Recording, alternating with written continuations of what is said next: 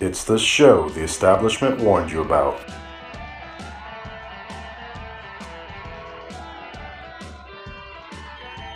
And thank you for joining us today. This is Dr. Tommy Show live from Wesley Chapel, Florida, where we are the most listened to concierge medicine show in not only Tampa, but all of the United States. And we are glad to have you with us today on August the 9th.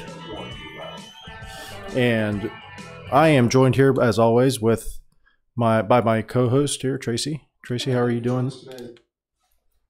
Tracy?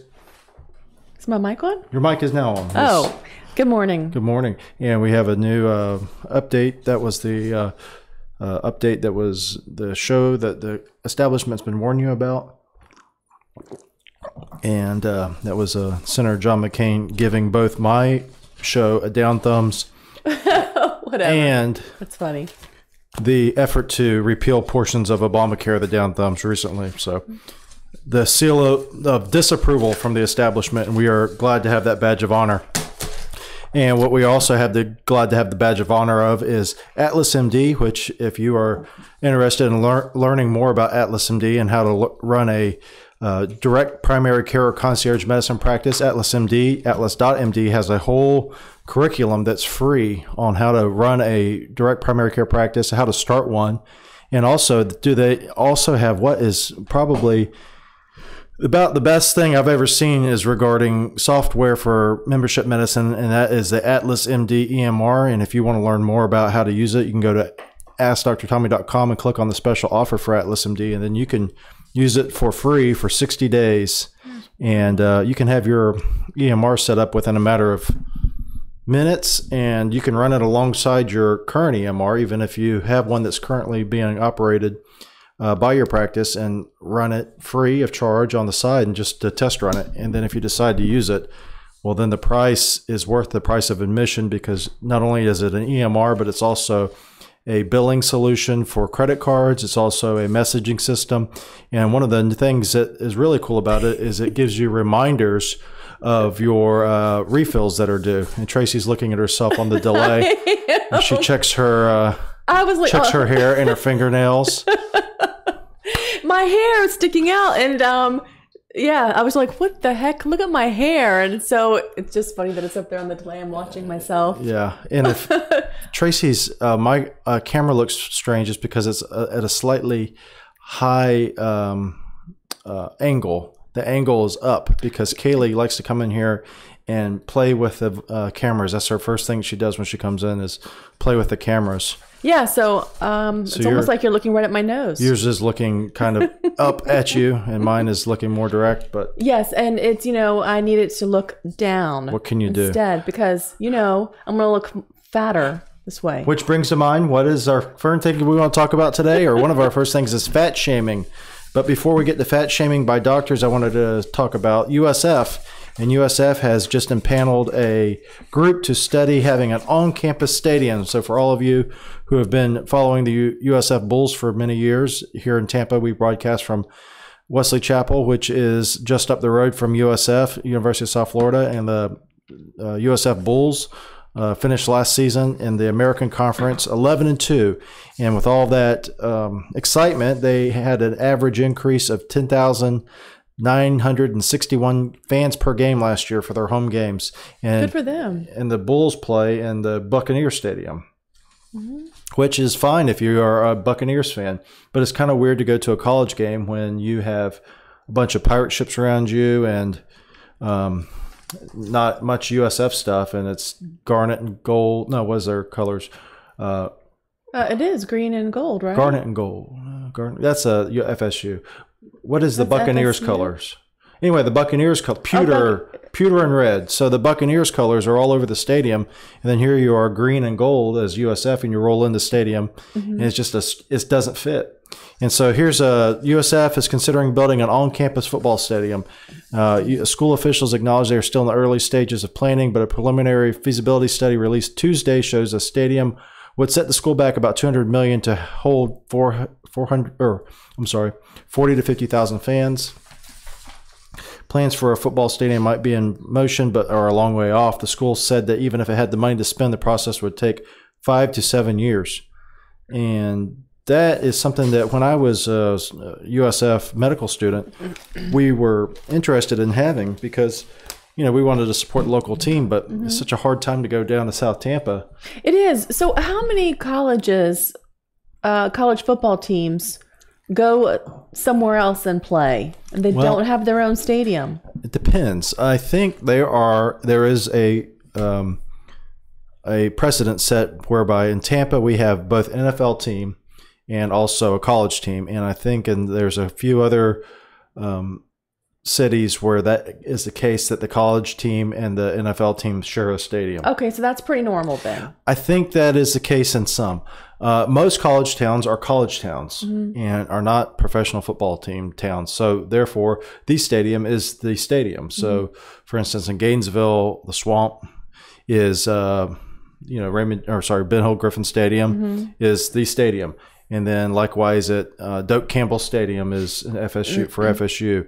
Now, what would be different is if you went down to Miami and they had, back in the day, they had the Miami Dolphins, and I believe Miami Dolphins and the Miami Hurricanes for a time played in the same stadium.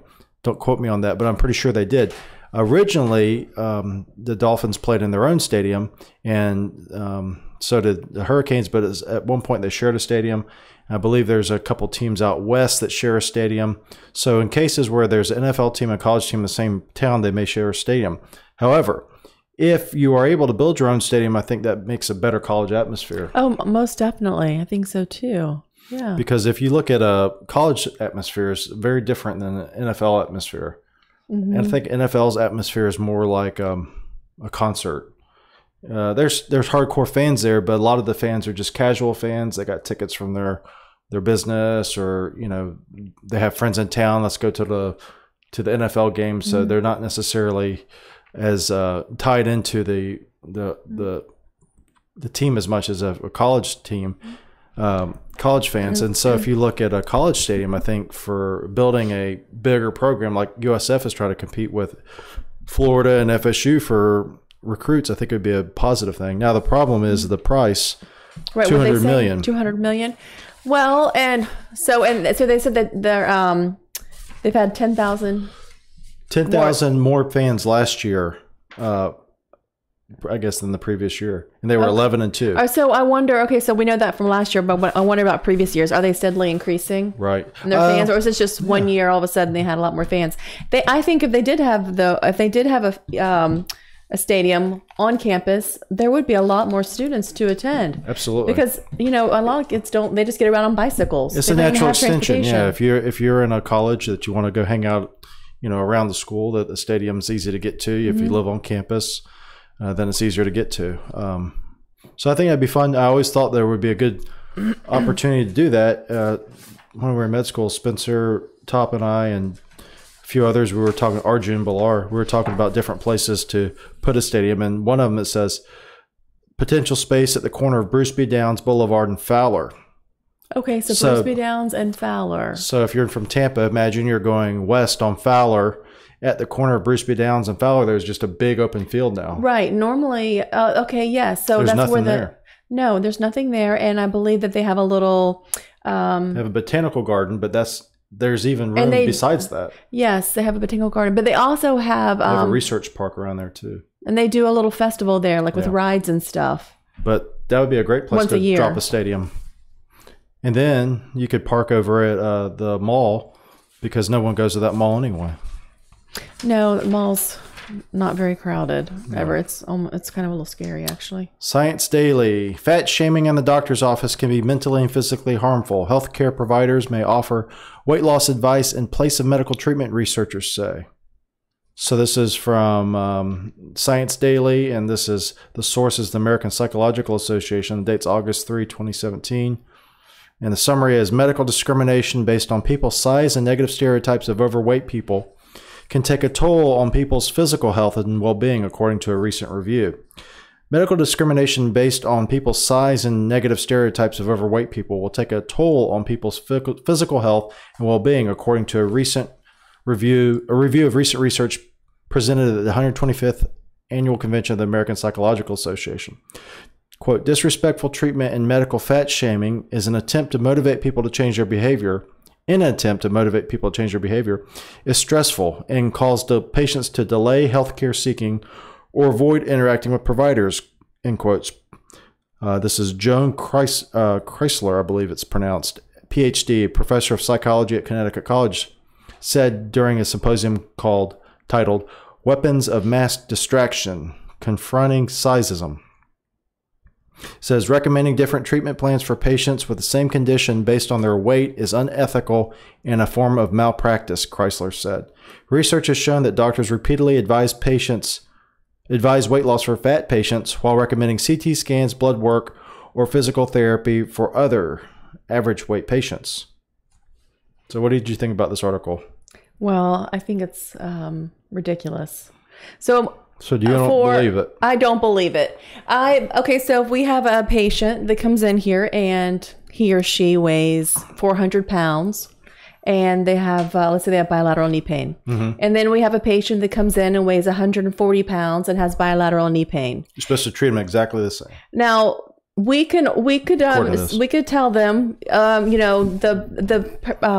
of them, we could order an x-ray for both of them. I don't think that we would say, you know what, because you're 350, 400 pounds, I know that it's not arthritis. Absolutely, Right. We would treat them the same, yes. But also we would recommend, you know what, yes, you need to lose a little bit of weight because how long do you think your knees can carry around 350 pounds?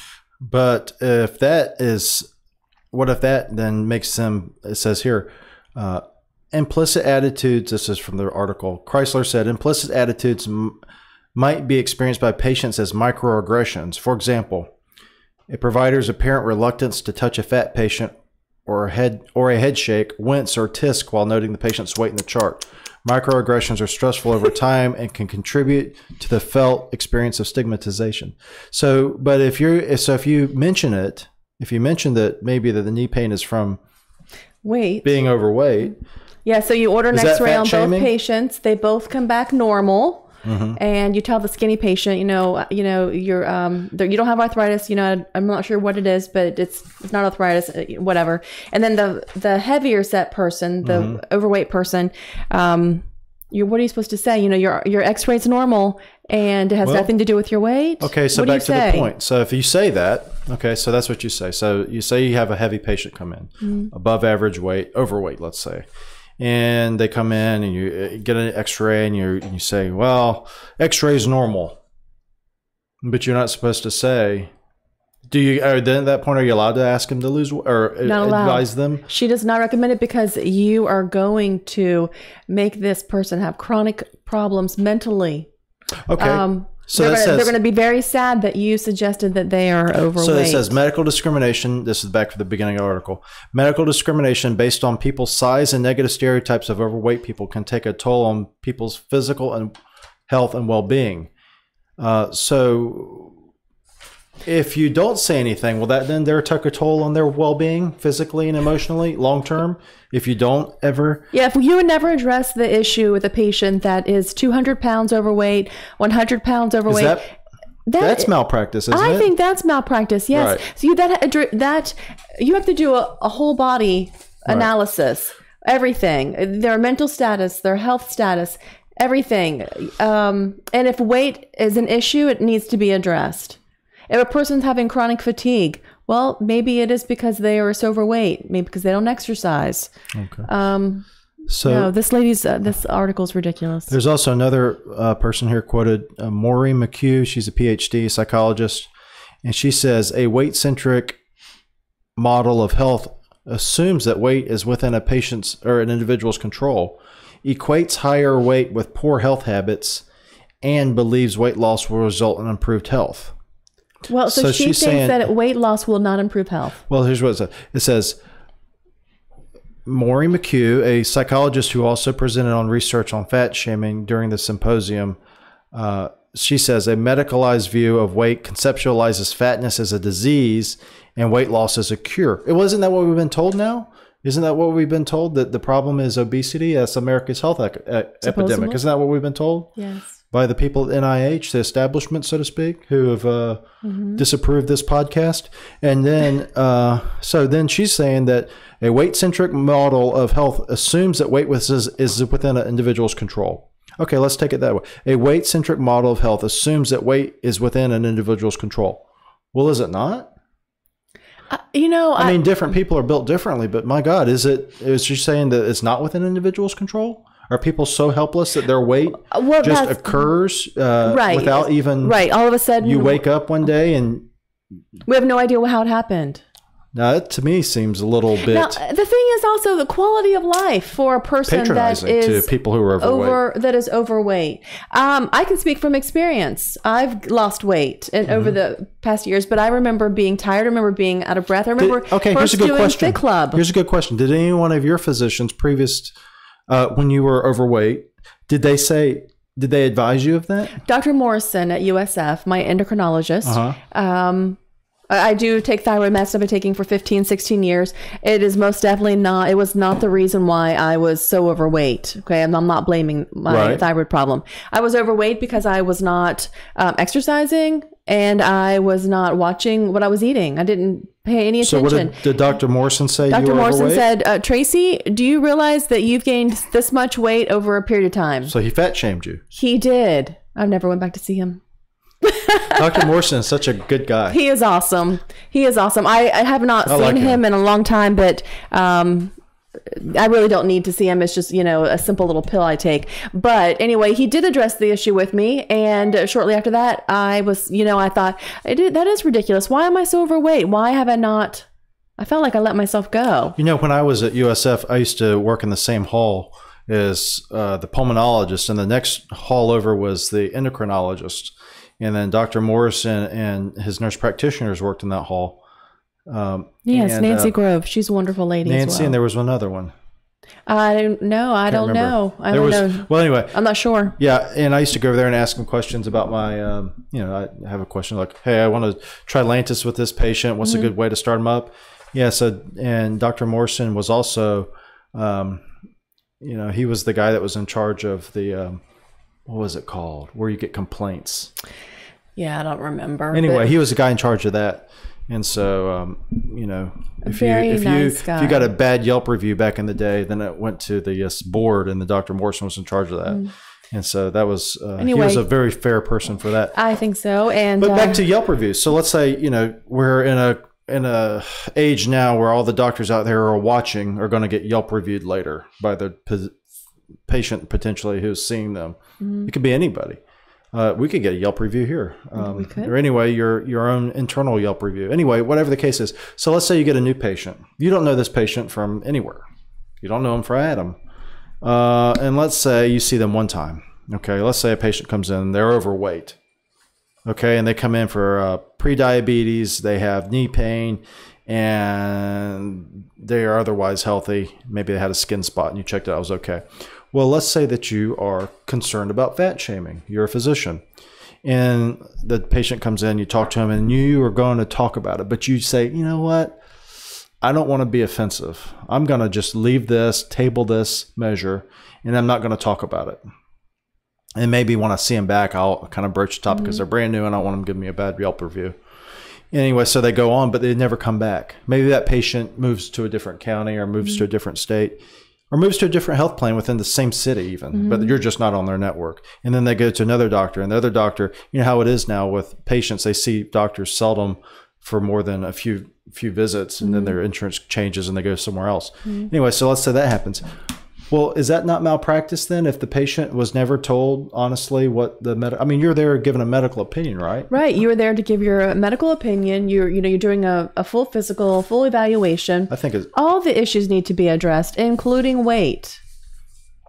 Be interesting to see what others out there think. If you are interested in chiming in on YouTube, you can do that. Also, we wanted to talk about sports. So we were talking about sports earlier, and one of the things that we do here is school physicals. And if you would like to have a school physical for your child, you can have one here at Echelon-Health. You do not have to be a member, but if you are a member, then it's free for your children, even if they're not members here. So school physicals, we're proud to do them, and I've done school physicals, probably thousands of them in my career. We are doing those here. Just give us a call or go online and email us. And we have the forms here. We have the forms here. I can download them. And if we need to, we'll do an EKG, but usually we don't have to do an EKG unless there's some issues either with the family history or on the exam we find. And the other thing we're talking about, Kaylee recently, our daughter, my stepdaughter, your daughter, has had, she did her soccer camp. She really liked it. She really enjoyed it. And now there's a big controversy, not a big one, but there's a controversy amongst parents is saying whether or not children should have exposure to multi-sports or whether they should specialize. I guess that's the controversy. So let's say Kaylee goes out and she's just really good at soccer. And should she specialize in soccer or should she play multiple sports? What is your opinion there as a mother who's had children play sports? Excuse me. Well, I think that given that Kaylee's age, she's 7. She did dance last year, which included acrobatics and ballet. This year, we're trying soccer. I think it's a good idea to let your child try several different things, but only one at a time. So she's going to hopefully do soccer this year. Do you think you should push them to it? Yes, I do. I pushed Madison when Madison was about the same age, so 6 years old. Madison is a little bit of an introverted type of child, and I put her in softball. She didn't want to do it, but I thought, Madison might need a little bit of pushing. Children get nervous and scared, especially when they're around people they don't know. But I did say, you're going to play something, you're going to do something. And anyway, what she did softball, even though she was scared to death, and it turns out she loved it. Yeah. And then she did that for years, and then she was able to try out for volleyball. I pushed her. Madison right there. Yes. And then when it came to volleyball, she didn't want to try out for volleyball, and I said, I think you might be good at it. Just give it a shot. And so I forced her to do that. Turns out she loved it, was MVP, and just had a really great time with it. And now she does tennis. So I think it's good. I guess it depends on your child, but I think it's good to let them try different things. When I was a fellow, I remember we used to do the triathlons when I was at Morton Plant, and I did the sports medicine fellowship, and we did one of the triathlons we did was the sprint triathlon that Morton Plant puts on. And there was a kid there who went through, he was like 9 years old. And he came back and we were in the medical tent and, people who fall down and scrape up, you see him, or people who are just whatever injured afterwards, you see him. Anyway, this kid comes in, so he's 9 years old, and he comes in, he's limping. So I said, what happened? He says, my ankle sprained. And so I'm talking to him about his ankle, and then his uncle comes over. This kid's from South America, and his uncle was here. And his uncle says, well, how long do you think it's going to be like this? And I said, well, I don't know. It's, sprained ankle could be a week, maybe, a week or two, but usually it's not that bad a sprain. It'll respond, to rest, ice, this, that, and the other. He said, well, it's got to be better by next weekend. And I said, well, why is that? He's got another triathlon. Well, it turns out they were training this child, 9 years old at this point, to basically be a competitive triathlete or competitive athlete of some fashion. And he was saying basically, yeah, this kid has got to be, ready to go next week. And I just thought that was just strange. Well, and Madison, we've had several coaches come to us, approach us about Madison doing travel ball. And that's competitive, and you play every weekend. It's strenuous. And I just never felt like it was a good thing to push a child and have them do the same sport and give up their weekend every weekend. And I know kids do it all the time, and that's fine for them. It was not fine for us. And I know soccer. Madison has friends that do competitive soccer, and they're very devoted. I also think, though, those children or those parents, they're aiming for hopefully a scholarship, sport scholarship.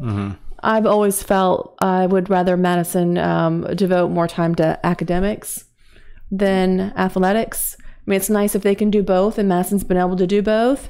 But when you are like this 9-year-old boy, I don't know how much time is he going to have for schoolwork if he is. If he gets injured, if you got open growth plates and you're injured, you shouldn't be running around on an injured ankle. If you have open growth plates, you could have potentially a more traumatic injury. You could have a growth plate injury. Anyway, I know parents and a lot of times parents, I think, they get so involved in sports. I've seen some crazy people, some crazy parents on the sidelines. You would think that, I feel like they want to be out there in that field playing. Yeah, I think a lot of it is like you said, vicarious living. Yes, like they wish they had played when they were a kid, or maybe they wish their parents had pushed them harder. I think it's fine to push your child to participate in an activity, whether it be sports or a club or whatever, but it does not need to be excessive.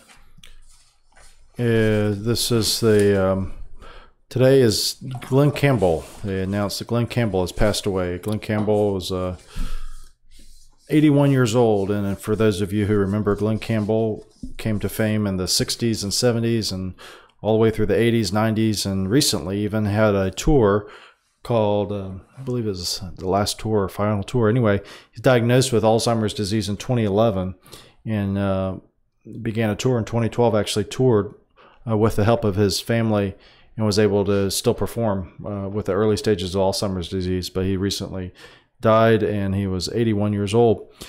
So Glen Campbell, the most famous song for him probably that most people know is Rhinestone Cowboy. Mm-hmm. But today we have... Who doesn't love that song? I guess people that hate country music, but it's a great song. It is a great song. And today we're going to play a song from him. It's not from his writing, but it is a song that he performed. And it's the song is called What a Wonderful World, and made famous by... who was it made famous by? I can't remember now. Mm-hmm. Oh, Louis Armstrong. Louis Armstrong. So this is Glen Campbell's version of What a Wonderful World. If you are interested in learning more about Dr. Tommy's show, go to AskDrTommy.com. Subscribe on iTunes. Leave us a review on iTunes if you're so inclined. That will be very beneficial for us, so we know what would be interesting for you to get covered. And you can also email the show at the bottom of AskDrTommy.com on the email tab at the very bottom of the page. Also subscribe on YouTube, and thank you all for the new subscribers and for all those listening throughout the world on both YouTube and on iTunes and all the different varieties of platforms. We thank you for listening, and until next time, bye-bye.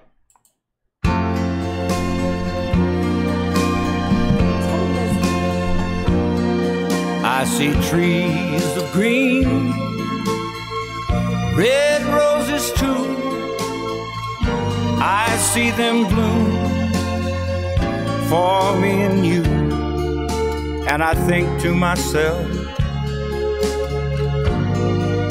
what a wonderful world.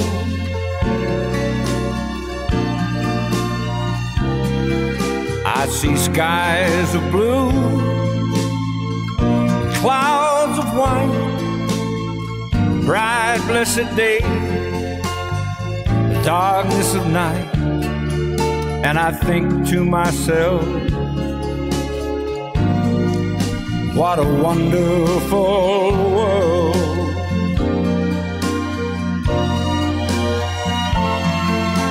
The colors of the rainbow, so pretty in the sky, are also on the faces of people going by.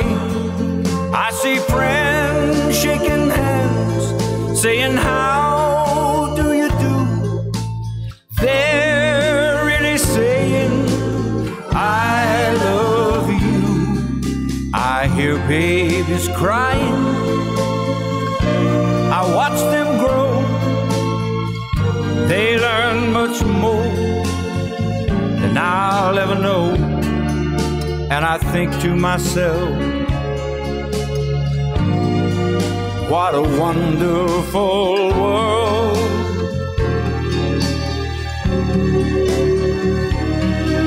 And I think to myself, what a wonderful world.